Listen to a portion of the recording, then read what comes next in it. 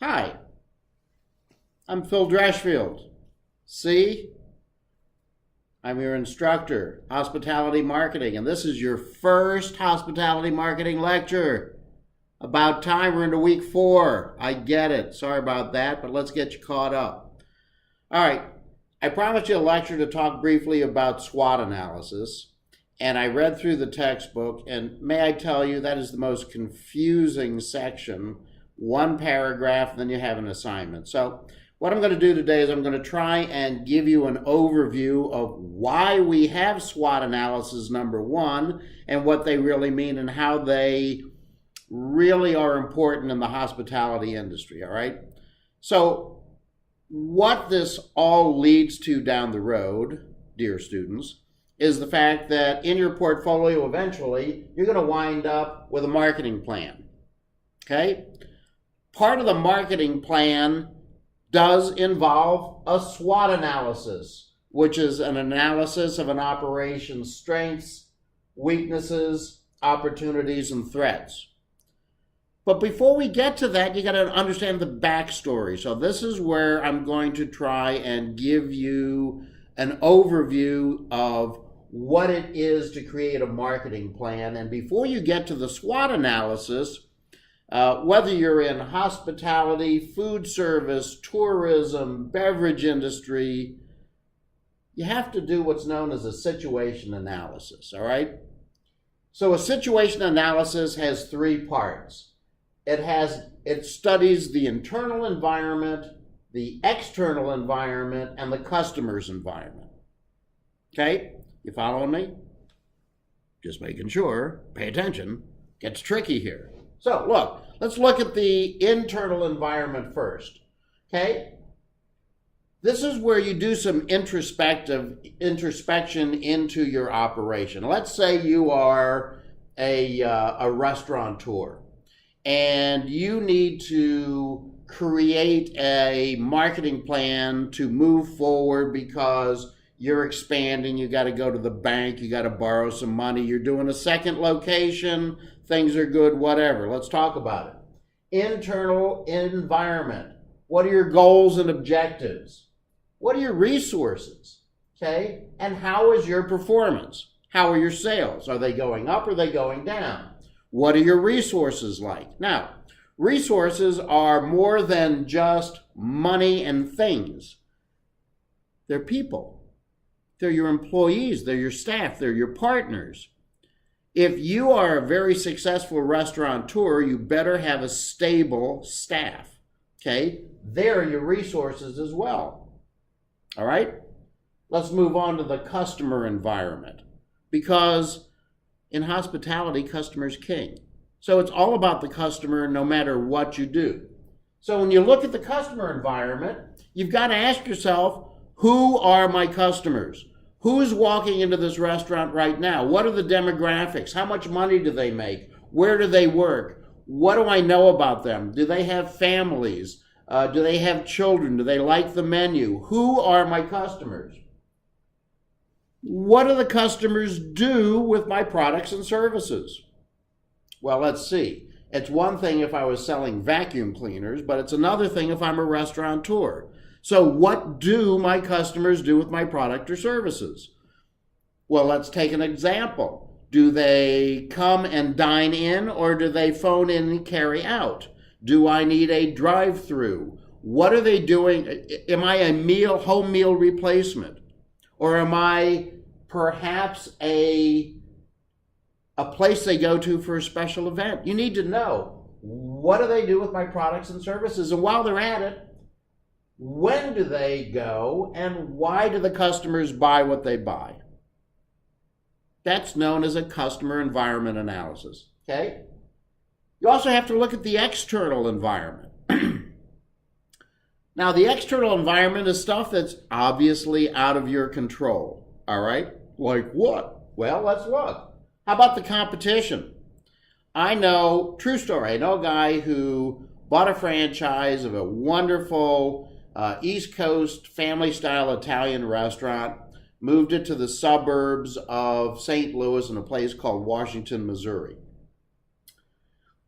After 2 years, he was killing it. He was killing it. He was really outperforming even the original location. And he was doing it really well, and he was being quite successful. So what happened? Why am I bringing it up? The competition saw him, okay?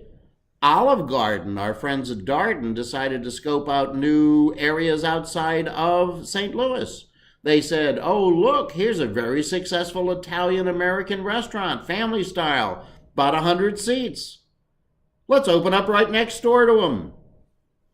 My friend was out of business within 6 months. Competition, external environment, stuff that's out of your control. How about economic growth or political trends? Do we even want to go there right now? Or can we save that discussion for another day? Okay, let me just put it this way. When the economy is going down, usually that means restaurant business is also going down. When there is a positive outlook on the economy and people are okay to spend money again, that little extra money they were saving because they're not sure about what happens tomorrow, though when the economy picks up or people think the economy is going to pick up, it's good for your business, okay? But it's out of your control. So, other things, regulatory issues. Oh, how about a local example? Relatively soon, our wonderful establishment of Brightwater, that would be this one over here, Brightwater is going to get a food truck, okay? Cool, you know? But did you know there's some places you cannot take a food truck? Regulatory issues, okay? Just saying, you better look into, those are out of your control. We're getting a food truck, I just can't take it to certain locations because they don't like food trucks. They do not allow food trucks. It's a regulatory issue. Oh, how about another regulatory issue that's out of your control? Do we want to talk about minimum wage? Do we want to talk about raising the minimum wage to $15 an hour? How do you think that affects you as a restaurateur or an entrepreneur? Just figured I'd ask. Again, that's out of your control. But it is a regulatory issue. All right. How about technological advances or socio-cultural advances? What are you talking about? Well, let's talk about technological. Now, we're talking about the restaurant industry, but, you know, I know a couple of good friends of mine that back in the 70s had record shops. Do we even know what a vinyl record is? See what I'm saying? Technology can put you out of business. Socio-cultural advancements. What am I talking about? Well, what's trending these days? In our environment today, sustainability is trending. Waste reduction is trending as well. So just look at those two, waste reduction and sustainability. Those are external environmental things that are affecting your business as a restaurant operator, but are totally out of your control. Okay? Now, you only learn that stuff from performing a situational analysis. Okay? You have to look at the internal as well as the external, as well as what the customer's all about. Only then can you do a SWOT analysis. Hello, that's what we were talking about to begin with. SWOT, strength, weaknesses, opportunities, and threats. You start with the internal. You start with your organization's strengths, okay? They're your resources, okay? How about your weaknesses? Well, it could also be your resources, or it could be your goals and objectives, or it could be your marketing strategies out of date, okay? You have to look internally first to look at your own strengths and weaknesses. Your own organization first, strengths and weaknesses. Then you look outside to the external environment you cannot control. There you will find opportunities and threats. There in the external environment, you'll find what your competition is doing.